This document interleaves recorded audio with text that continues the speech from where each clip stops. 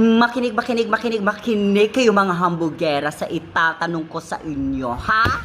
Eto, may financial plan ba kayo para sa edukasyon ng inyong mga anak, lalo na dyan sa mga OFW na kagaya ko na mga teacher na pumupunta dito sa Thailand at ang mga nangangarap din sa Pilipinas na gusto magtrabaho dito, pupunta sa Thailand? Ano, napaghandaan nyo na ba ang kinabukasan ng inyong mga anak? Buksan ang inyong mga mata, ang inyong tenga, pati na inyong ilong, lisngagin nyo.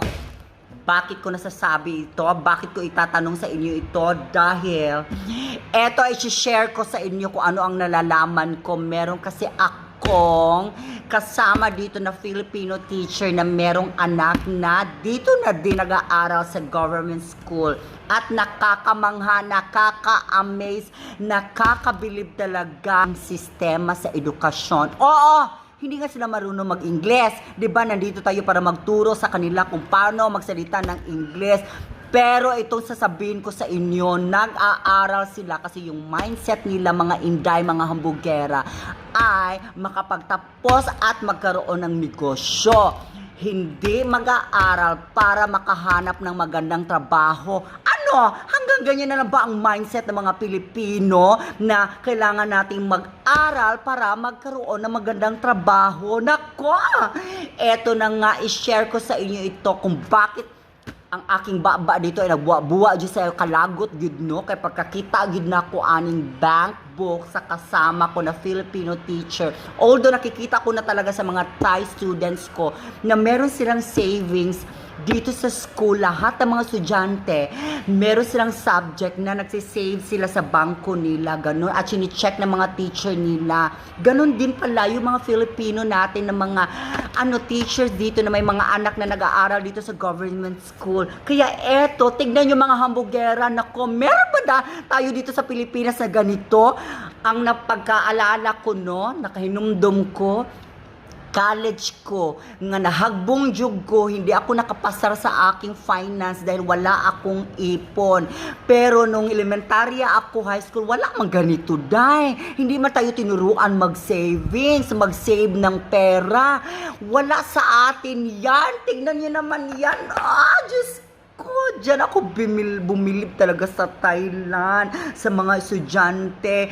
Oo na nga, hindi nga silang marunong mag-Ingles, talagang hirap na hirap sila, pero pagdating naman sa pera, nako, tinalo tayo mga hambugera. Mauna mga hambugera kaayo ta, daghan kay ta magipanguan ng mga bright kay mga Pinoy, pero naunsa naman ang ato ang education system nato, ha? Dapat magtudlo na lang yung tataong sa pag-save og kwarta. Naglagot na jud ko, nagbubuhat na kung baba diri, ha? Ganon, bugera kayo. O ano, i-bash nyo ako ngayon. Sabihin nyo na naman, nagko-compare na naman ako ng Thailand at Pilipinas. Bahala kayo kasi eto na nga. Eto nga ang aking nabantayan diri sa Thailand, ang akong na-observe nila nga bongga kaayo sila. Uy, dapat ani unta tano. Tudluan ng mga estudyante, turuan ng mga estudyante na bata pa lang sa school paano mag-save para pagdating ng panahon, meron tayong makukuha, inday. Uy, pwede tayong magnegosyo. Ay, nako, ni Olbo akong kaso pa, naglagot na jug ko.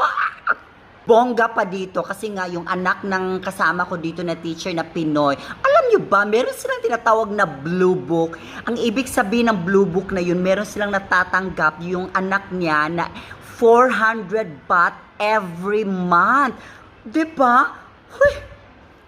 Sa atin, Inday, meron bang natatanggap ang mga estudyante natin? Nag-aaral sila at the same time, meron silang natatanggap sana sa government na kahit papano, di ba, na paglaki man lang nila, meron silang makukuha, meron silang naiipon. Nakakalungkot. Ano na?